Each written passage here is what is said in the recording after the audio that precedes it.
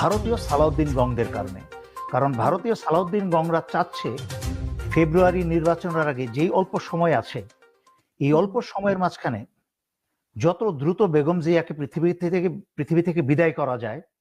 এতক্ষণ দেখছিলেন সংবাদ শিরোনাম, এবার বিস্তারিত। তার আগে ছোট করে একটি অনুরোধ, আপনারা যদি এই ধরনের আপডেট নিউজগুলো সবার আগে পেতে চান অবশ্যই চ্যানেলটি সাবস্ক্রাইব করে বেল আইকনটি অল করে দিবেন। চলুন দর্শক, একটি লাইক দিয়ে একে একে সেই ভিডিওগুলো দেখে আসি।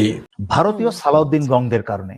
কারণ ভারতীয় সালাউদ্দিন গংরা চাচ্ছে ফেব্রুয়ারি নির্বাচনের আগে যেই অল্প সময় আছে, এই অল্প সময়ের মাঝখানে যত দ্রুত বেগম জিয়াকে পৃথিবী থেকে বিদায় করা যায়, তত দ্রুত তারা একদিকে তারেক রহমানকে দেশে আসতে দিবে না, এবং তারেক রহমানও দেশে আসতে চাইছেন না।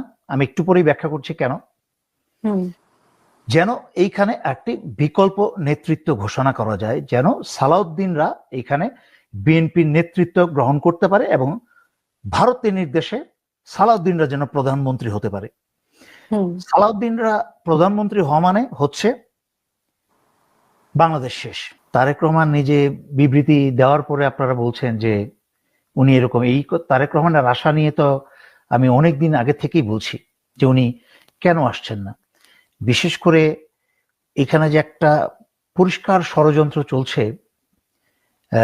বেগম জিয়াকে নিয়ে, তারেক রহমানকে নিয়ে এবং দেশকে নিয়ে একটা ষড়যন্ত্র চলছে, সেটা অত্যন্ত পরিষ্কার। বর্তমানে দেশের অবস্থা ভালো না, যেরকম বেগম জিয়ার শারীরিক অবস্থা ভালো না। বেগম জিয়া, উনাকে লাইফ সাপোর্টে রাখা হয়েছে। আমি ডাক্তার না, আমি চিকিৎসক না, আমি সহজ ভাষায় যেটা বুঝি যে ওনার লাইফ সাপোর্ট খুলে নিলে উনি মৃত হয়ে যাবেন, উনি বাঁচবেন না। তার মানে ওনাকে ক্লিনিক্যালি বা মেকানিক্যালি ওনাকে বাঁচিয়ে রাখা হয়েছে। সো যখনই ওনার লাইফ সাপোর্ট উঠে যাবে তখন হয়তো উনি বাঁচবেন না, কারণ নিজে বাঁচার ওনার কি বলে শরীরের যন্ত্রপাতি আর নিজে চলছে না। কিন্তু আসলে বিষয়টা তো এখানে অবাক হওয়ার কিছু নয়। বেগম জিয়ার যে অবস্থা, কিন্তু না, আপনার কাছে একটি জিনিস আগে জানতে চাই যে 21শে নভেম্বরের পরে আমরা এই ধরনের ঘটনা দেখলাম। মানে 21শে নভেম্বরে উনি জয়েন করলেন, সবার সাথে হেসে হেসে কথা বললেন, তারপরে এমন কি ঘটনা ঘটলো যে ওনার এত সিরিয়াস পজিশনে পড়ছেন? নাকি ওনার শরীর আগে থেকে খারাপ, যে কোনো মুহূর্তে এরকম ওনার হতে শরীর পারে? তো আগে থেকেই খারাপ ছিল। বিশেষ করে 21শে নভেম্বরে ওনাকে বিএনপির ভারতীয় কিছু নেতা,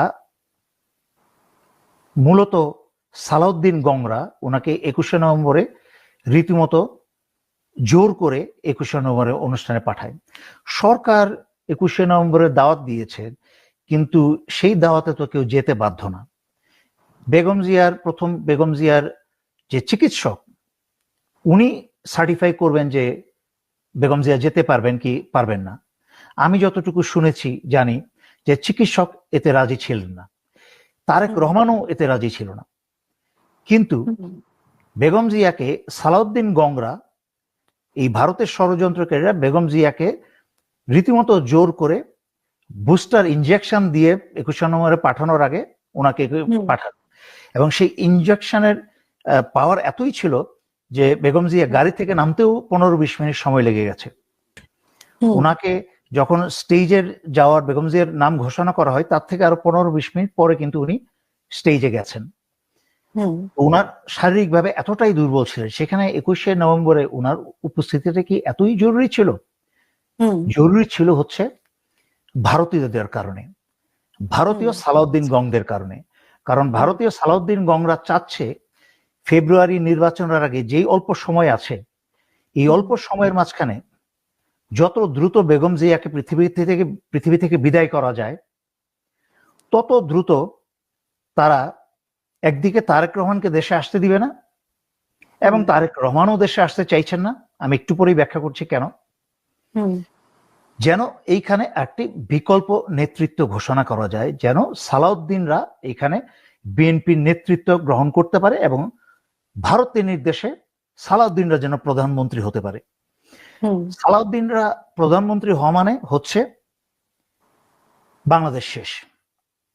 মানে সালাউদ্দিনরা বলতে সালাউদ্দিনের, মানে সালাউদ্দিন আহমেদের সাথে সালাউদ্দিনরা বলছি কেন, সালাউদ্দিন তো ভারতের পকেটে বিএনপির উপরের লেভেলের নেতারা বহু বছর ধরেই, সেই জন্যই কিন্তু বেগম জিয়াকে মিথ্যা কি বলে এটাকে অরফানেজের মামলায় 2-2.5 কোটি টাকার মামলা টাকা দিয়ে, এত ছোট 200-250 কোটি টাকা হলেও হতো, 2-2.5 কোটি টাকার এতিমদের টাকার মিথ্যা মামলা দিয়ে ওনাকে 2 বছরের জেলে রেখে ওইখানে বিষ প্রয়োগ করে ওনাকে পঙ্গু করে দিয়েছে, শেষ করে দিয়েছে।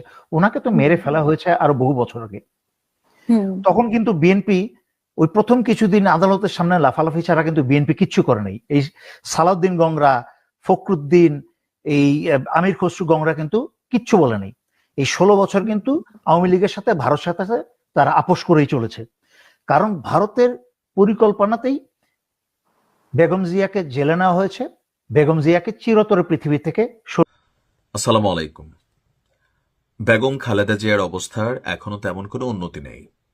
দোয়ার উপর আছেন, লাইফ সাপোর্টে আছেন। কিছুটা একটু পরিবর্তন হয়তো বা হয়েছে, আমরা গণমাধ্যমে বা ডাক্তারদের মুখে যা শুনছি, সবকিছু মিলিয়ে তিনি এখন আল্লাহর হাওলায় আছেন আমরা বলতে পারি।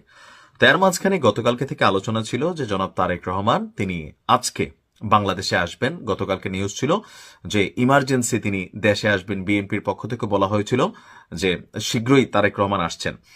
তো মায়ের এই অবস্থায় আমরা সবাই ভাবছি শীঘ্রই বলতে আজকে আসবেন। আবার অনেক পেজ থেকে প্রচারণা হয়েছে, পরে বিএনপি আবার বলছে যেটা নিয়ে যেন কোন রকম বিশ্বাস না করে। এখন হুট করে আবার এই যে আসার সিদ্ধান্ত বা যতটুকু আমরা শুনলাম সেখান থেকে কেন পিছিয়ে গেল? সরকার কি কোনো সহযোগিতা করছে না? সরকারের পক্ষ থেকে বলা হয়েছে তারেক রহমান যে আসবে না, তিনি এখন আসতে গেলে এই মুহূর্তে সরকার জানবে। কেন জানবে? কারণ ওনার পাসপোর্ট নেই। উনি যদি আসতে চান তাহলে থেকে ট্রাভেল পাস নিতে হবে। আর সরকার বলছে সর্বোচ্চ প্রায়োরিটি অর্থাৎ 24 ঘন্টার মধ্যেই তাকে তার ট্রাভেল পাস ইস্যু করে দেওয়া হবে। তো এখন পর্যন্ত একটু আগে আমরা যখন আমি নিউজটি করছি, পররাষ্ট্র উপদেষ্টা তৌহিদ সাহেব তিনি বলছেন যে জনাব তারেক রহমান এখনো ট্রাভেল পাস চান নাই। যদি তিনি চান তাহলে তাৎক্ষণিকভাবে সেটা আপনার ইস্যু করা হবে। এছাড়া তারেক রহমানের কাছে পাসপোর্ট আছে কিনা কিংবা তার আসার ব্যাপারে সুনির্দিষ্ট কোনো তথ্য ওনাদের কাছে আছে কিনা, তো আমাদের পররাষ্ট্র উপদেষ্টা বলেছেন এই মুহূর্তে কোনো ধরনের সুনির্দিষ্ট কোনো তথ্য ওনার কাছে নেই। বরং এখন যেটা আলোচনায় আছে, যদি ওনার অবস্থার সামান্য উন্নতি হয়, সামান্য, তাহলে ওনাকে এয়ার অ্যাম্বুলেন্সে করে, অর্থাৎ এর আগে কাতারের যিনি মানে কি বলা হয় এগুলারে, কাতারের প্রধানমন্ত্রী নাকি কি বলে, যাক শেখ যিনি আছেন, তিনি কিন্তু তার একটা এয়ার অ্যাম্বুলেন্স দিয়েছিলেন বেগম খালেদা জিয়াকে লন্ডন নিয়ে যাওয়ার জন্য। সম্ভবত তিনি সামান্য সুস্থ হলেই পররাষ্ট্র উপদেষ্টা বলছেন যে বিদেশে নিয়ে চিকিৎসার জন্য সরকার প্রস্তুতি নিয়ে রেখেছে। ওনার আত্মীয় স্বজন এবং পার্টির লোকেরা কনফার্ম করবে যে বাইরে নিয়ে যাওয়া হচ্ছে কিনা, অ্যারেঞ্জমেন্ট আছে কিনা। তো অলরেডি আমরা দেখেছি, আমার ধারণা সম্ভবত দেশের বাইরে নেওয়া হবে না। কেন নেওয়া হবে না? ওনার অসুস্থতার জন্য পৃথিবীর বিভিন্ন দেশ থেকে যেই বড় বড় বিশেষজ্ঞ চিকিৎসক টিম আছেন তারা কিন্তু এখানে এসেছেন। অলরেডি তারা দেখভাল করছেন, বোর্ড গঠন করা হয়েছে। গতকালকে দেখছি যে চীনের বিশেষজ্ঞ চিকিৎসক দল আসছেন, লন্ডন থেকে বিশেষজ্ঞ চিকিৎসক দল আসছেন, আরো অনেক জায়গা থেকে বিশেষজ্ঞ চিকিৎসক দল আসছেন। আর এই টিমে জনাব তারেক রহমানের স্ত্রী জুবাইদা তিনিও কিন্তু কানেক্ট আছেন। এখন কেন আসলে আসছেন না? আমি একদিন আগে একটা ভিডিও আপনাদেরকে দিয়েছি, একদিন আগে।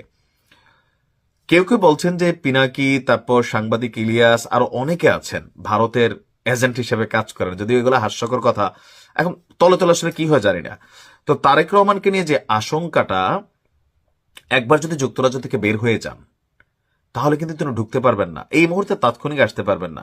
দেশে যাওয়ার পরে এখানে আসলে কোনো সেট আপ আছে কিনা, এখানে কোনো প্ল্যান আছে কিনা, কোনো ষড়যন্ত্র আছে কিনা, এটা কিন্তু আমরা আমজনতা বুঝতেছি না। আমরা চিন্তা করতেছি জনাব তারেক রহমান ওনার একটা চুল ছিঁড়বে এমন সাহস কারো আছে কিনা।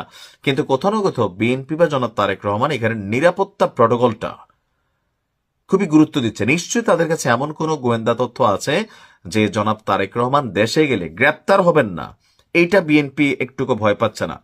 অন্য ভয় পাচ্ছে যে -2 ফর্মুলার আলোচনা আছে, অথবা কোনো কারণে একটা দুর্ঘটনা ঘটেই গেল, যদিও তার নিরাপত্তায় এসএসএফ অনেক কিছু, কিন্তু ইতিহাস সাক্ষী দেয় রাজীব গান্ধীর মৃত্যু, তারপর হচ্ছে আমাদের বাংলাদেশের বঙ্গবন্ধু শেখ মুজিবুর রহমানের মৃত্যু, প্রেসিডেন্ট জিয়াউর রহমানের মৃত্যু, এগুলো কিন্তু প্রোটেকশন ছিল, সব ঠিকঠাক ছিল, কিন্তু তাদেরকে হত্যা করা হয়েছে। সো সম্ভবত এমন কোন তথ্য বিএনপির কাছে আছে বা তারেক রহমানের কাছে আছে যে এখানে ওনার প্রাণের উপরে একটা কিছু তো একটা আছে, নয়তো কোথাও না কোথাও এত কিছুর পরে তিনি দেশে যাবেন না, যাচ্ছেন না, এটি একটু অস্বাভাবিক। আল্লাহ হেফাজত করুক সবাইকে, ভালো থাকুন। দেখতে পেলেন বিস্তারিত। এ সম্পর্কে আপনাদের মন্তব্য কমেন্টে লিখে পাঠাবেন। ভিডিও ভালো লাগলে চ্যানেলটি সাবস্ক্রাইব করতে ভুলবেন না। এবারের মতো এখানেই বিদায় নিচ্ছি, শীঘ্রই দেখা হবে নতুন কোনো ভিডিও নিয়ে। ততক্ষণ সকলে ভালো থাকুন, সুস্থ থাকুন। আসসালামু আলাইকুম ওয়া রাহমাতুল্লাহি ওয়া বারাকাতুহু।